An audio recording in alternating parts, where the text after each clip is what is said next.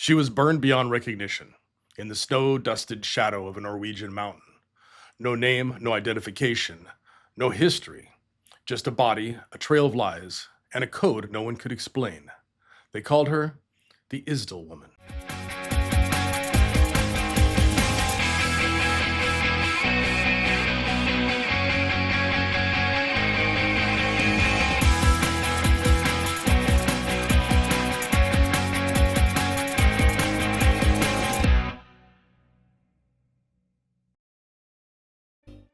Don't forget to follow us on social media. Just search for The Michael Braa Show on Insta, Facebook, YouTube, or the KC CBS 47 Plus app.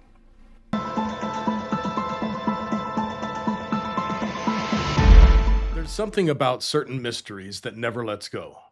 Not because of the crime, not even because of the clues, but because of the silence that follows. Now, we've seen it before. A man on a beach in Australia, dead with no ID, a hidden pocket, and a Persian phrase in his hand. The Somerton Man, a mystery sealed by code and time. But what happened in Norway in 1970, what they call the Isdal Woman case, might be even stranger. The setting is colder, the death more violent, the secrecy more complete. She wasn't just found dead, she was found burned, deliberately. Hidden in a remote valley, her face destroys and her hands clenched by the fire. Around her, the remnants of life that seemed constructed rather than lived. As if her entire body was a performance meant to vanish in the moment she did. There's no name, no family, and no one looking for her. And yet she moved across Europe with purpose, with money, with passports, with aliases. She spoke multiple languages, changed hotels like most people change shirts. Watched everything and left nothing behind, at least nothing that would tell us who she really was, or why she ended up alone in a place the locals call Death Valley. This is not just another cold case.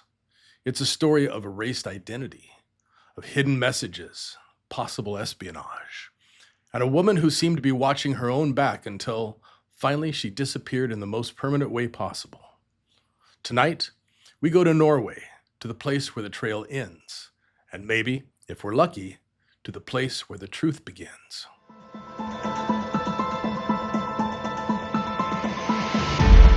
On the morning of November 29th, 1970, a man hiking with his two daughters took a trail through Isdalen Valley, just outside the city of Bergen, Norway.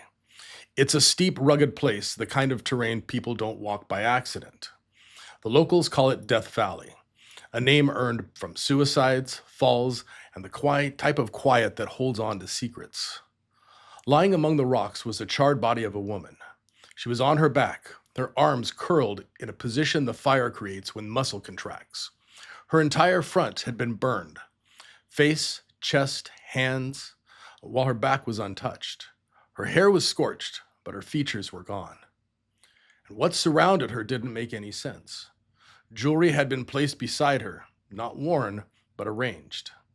A wristwatch, an empty liquor bottle, a fur hat soaked in gasoline. Now, everything was burned, or at least partially burned. Every label from her clothing to her boots had been cut out. There was no purse and no passport, no identification.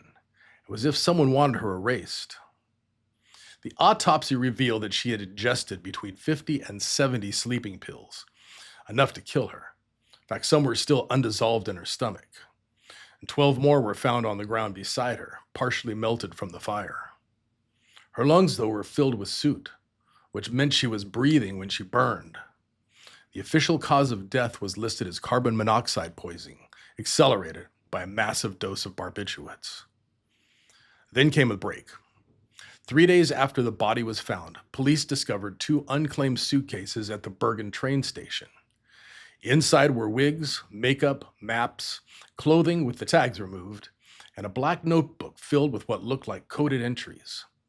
There was no name, no passport, no identifying information at all, but there was one clue. A pair of sunglasses inside the luggage held a partial fingerprint, and that partial print matched the remains. That's how the police knew the bags were hers. And what those bags revealed was startling.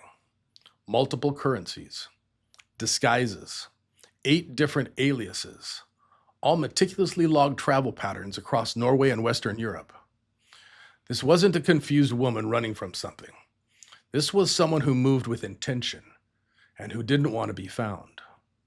Well, coming up next, we'll look at the investigation that followed and how police tried to trace her past, the people who saw her, the ones who maybe followed her, and the coded notebook that finally gave investigators a way to map out where she'd been and maybe, just maybe, what she was doing. That's next.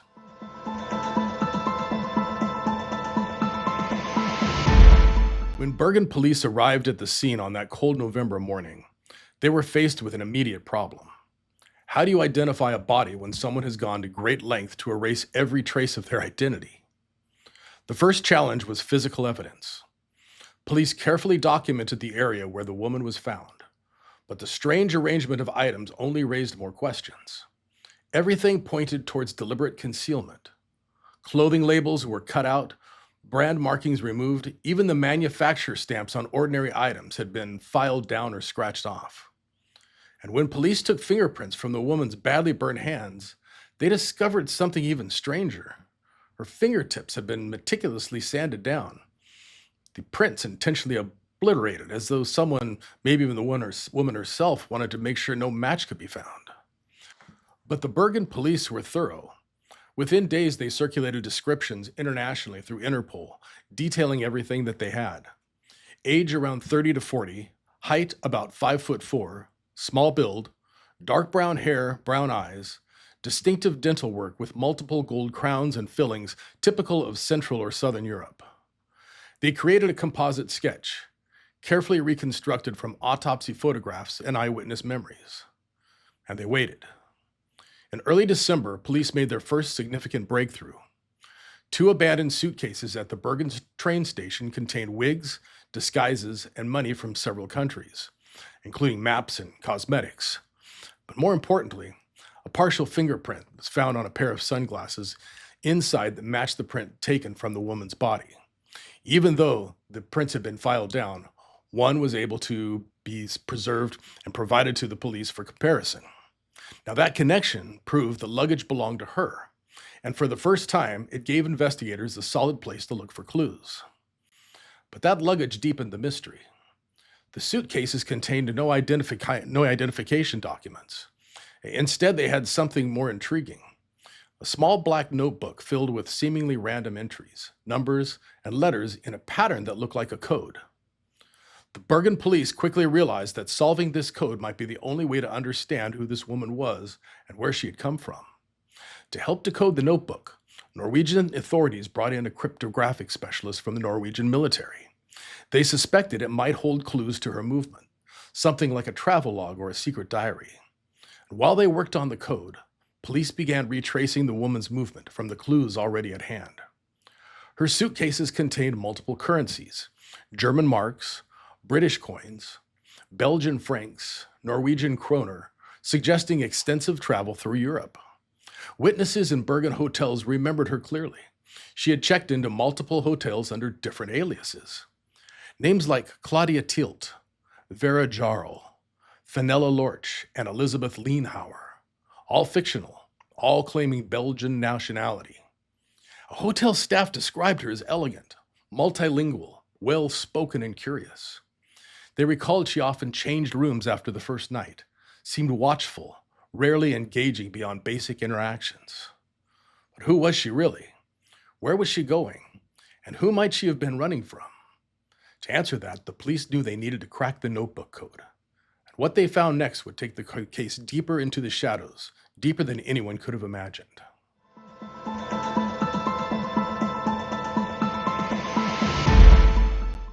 When investigators finally cracked the coded notebook, it opened an extraordinary window into the life of a woman who clearly didn't want to be traced. The entries at first seemed meaningless, letters and numbers without obvious context. But once the military cryptographer began to look careful, a simple pattern emerged.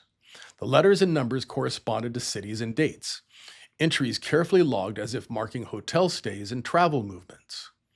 It wasn't a complicated cipher, but a personal shorthand. And once decoded, it revealed a meticulous record of her journeys across Norway and Europe throughout 1970.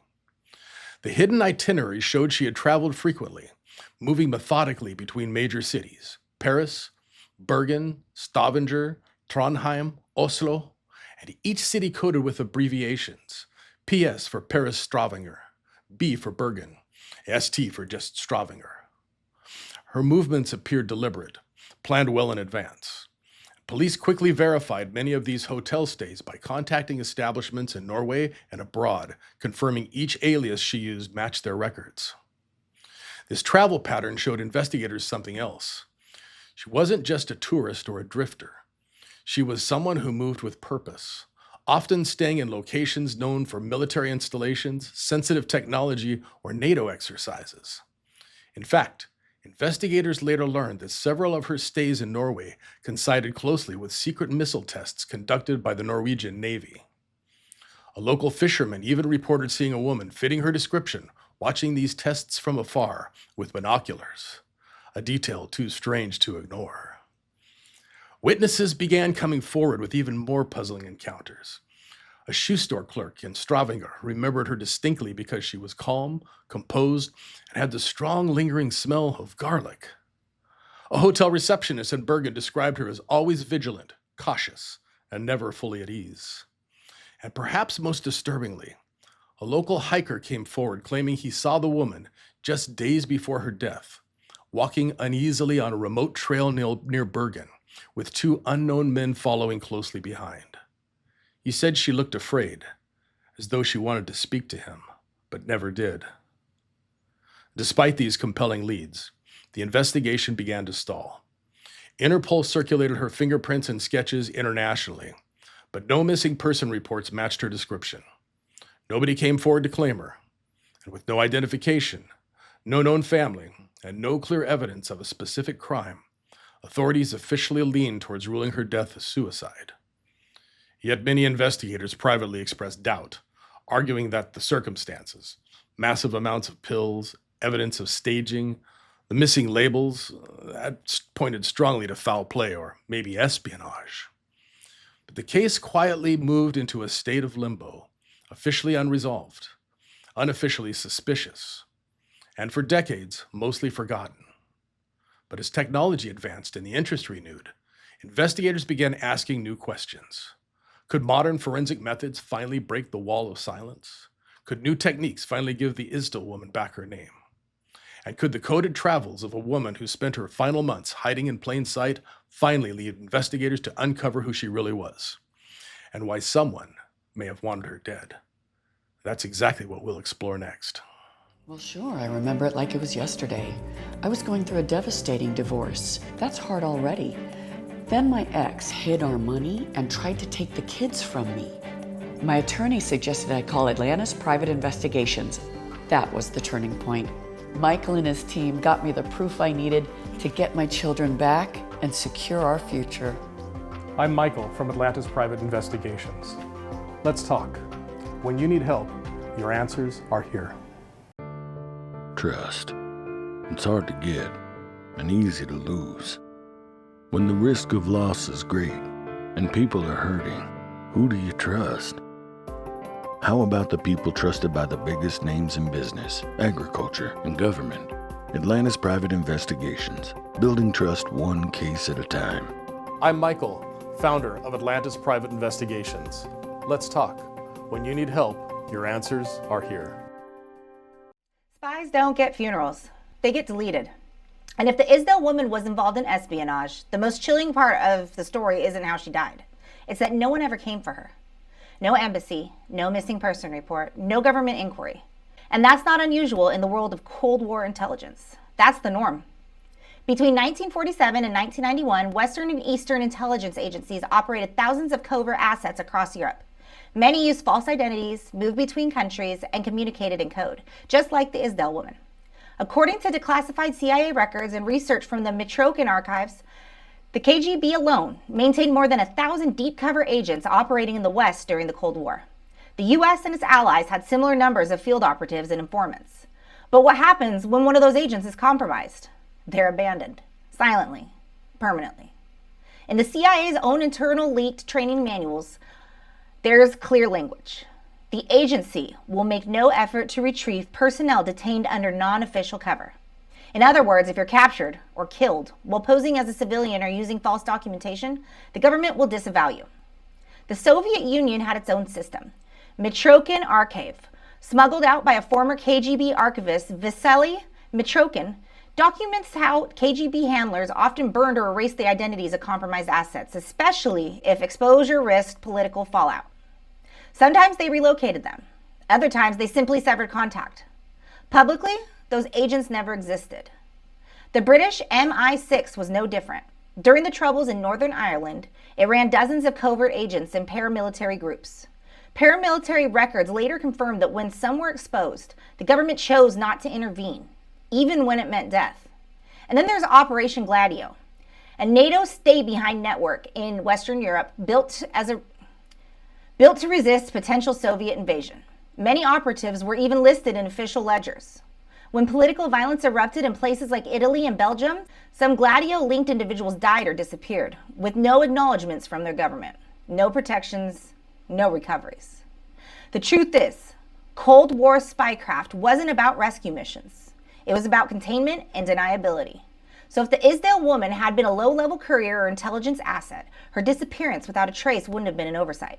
It would have been the point. Because in espionage, the job ends when you're no longer useful. And like Abby Lee Miller says, everyone's replaceable. And if you die in the field, the silence that follows isn't a mystery. It's policy. That's all I got for today. Thank you for coming to Kara's Corner, and I'll see you next time.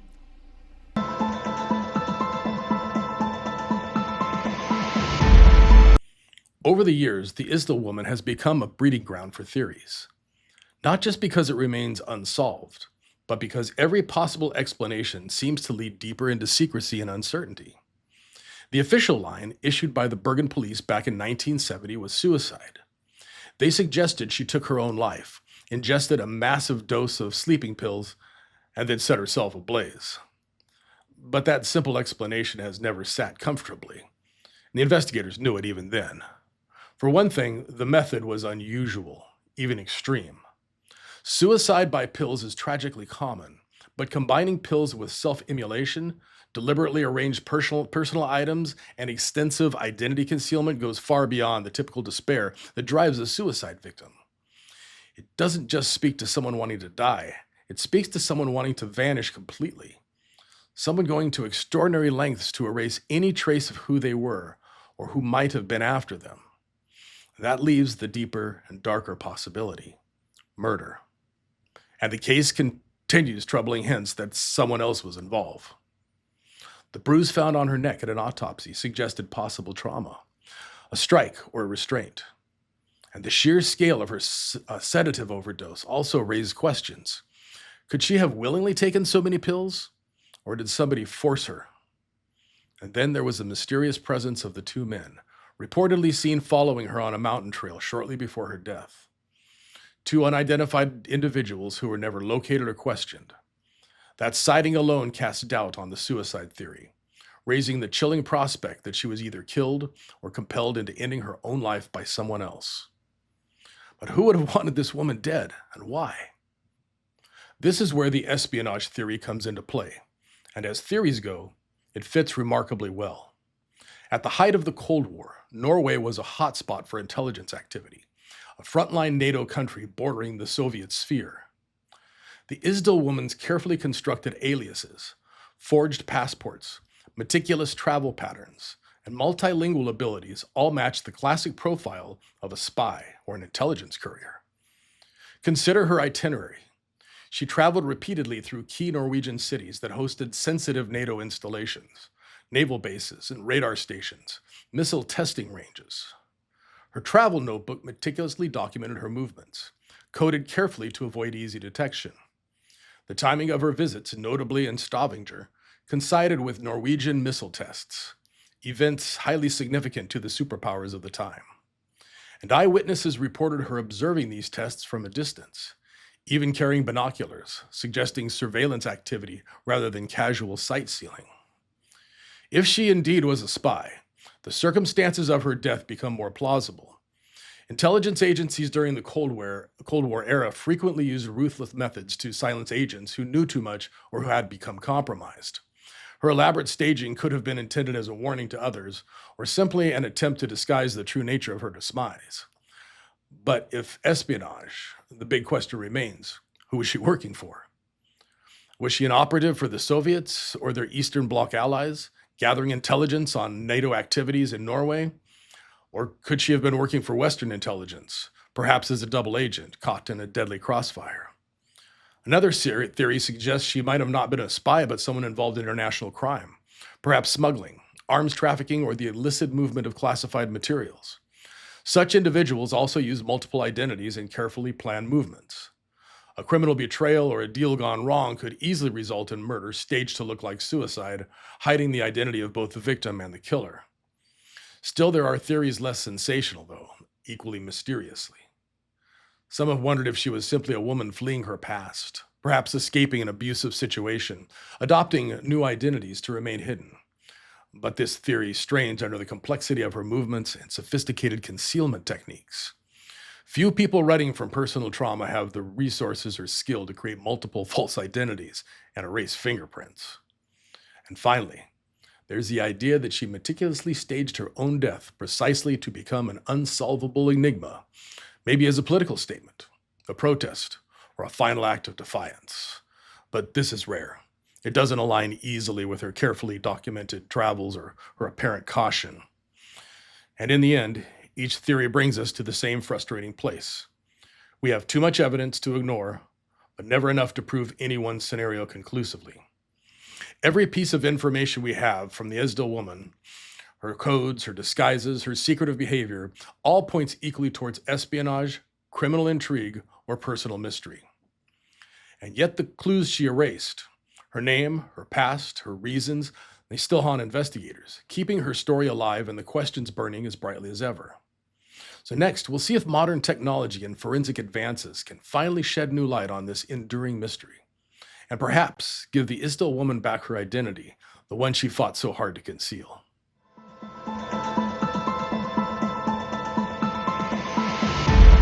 For decades, the case of the Isdal Woman lay cold, quietly resting in police archives, an open mystery that seemed destined to remain unsolved forever. But in 2016, the Bergen police decided it was time to give the case new life.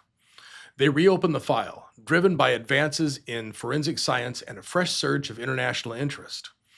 This wasn't simply a revival of old methods. It was an entirely new investigative approach, harnessing technologies that hadn't even existed when the woman was first discovered.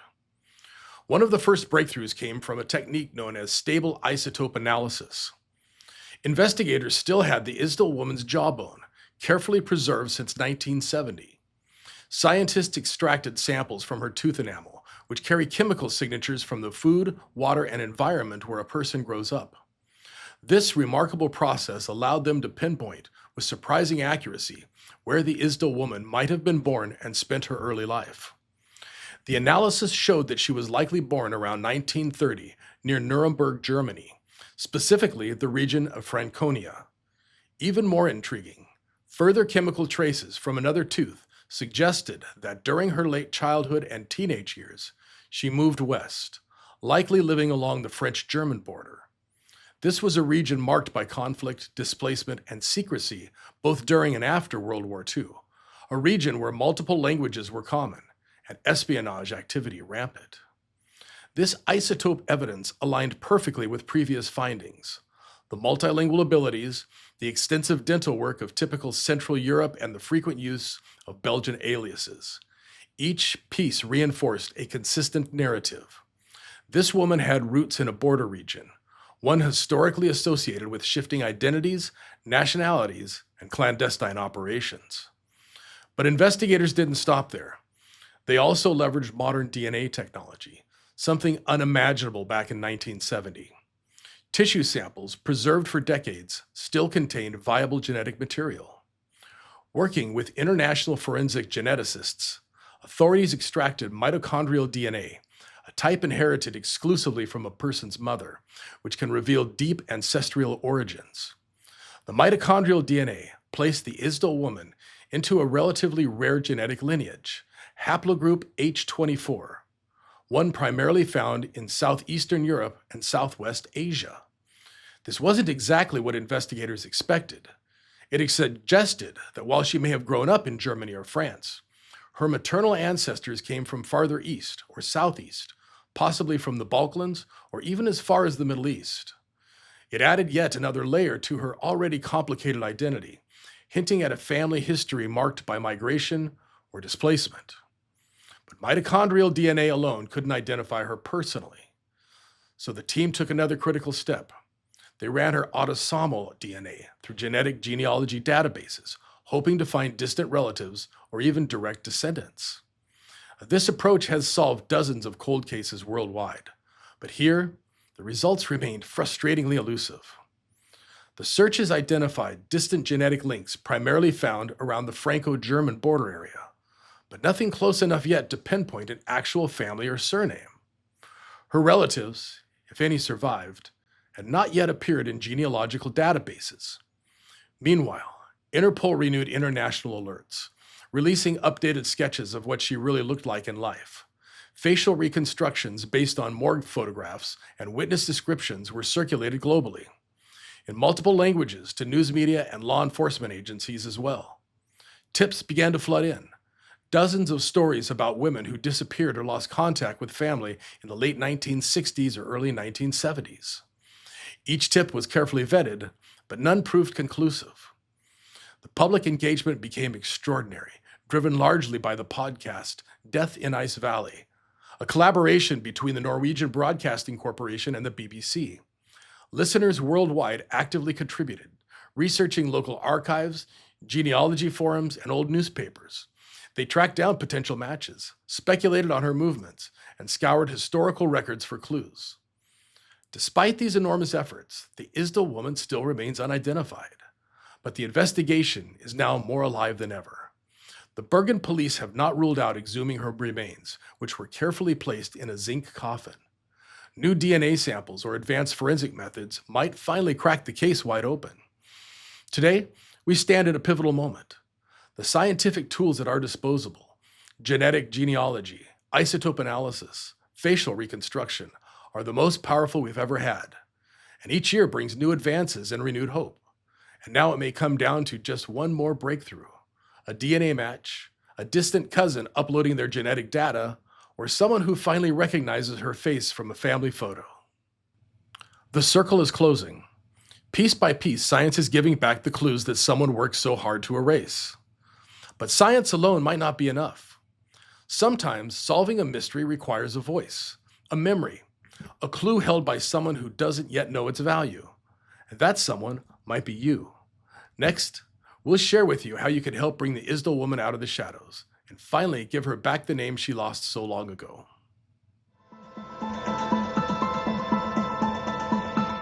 Tonight, we've explored one of Europe's greatest unsolved mysteries, the story of a woman who vanished into secrecy over 50 years ago.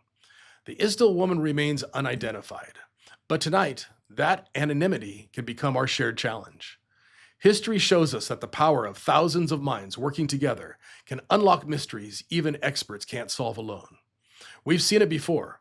Unsolvable cases cracked wide open through collective intelligence and global collaboration. And that's where you come in. We have more tools at our disposal now than investigators ever dreamed about in 1970. Detailed DNA profiles, isotopic analysis placing her origins near Germany and the Franco-German border, facial reconstructions, aliases, and meticulously documented movements across Europe. What we need now is your curiosity, your insight. Maybe you recognize something familiar about her reconstructed face. Maybe you know someone from Central Europe who spoke about a woman who disappeared years ago. Maybe you understand her code differently or see patterns no one else has noticed. We invite you, no matter where you are, to join this global investigation. Explore the evidence we've presented tonight on our website. Share it widely, because each share increases our chances of reaching someone who holds a critical piece of information.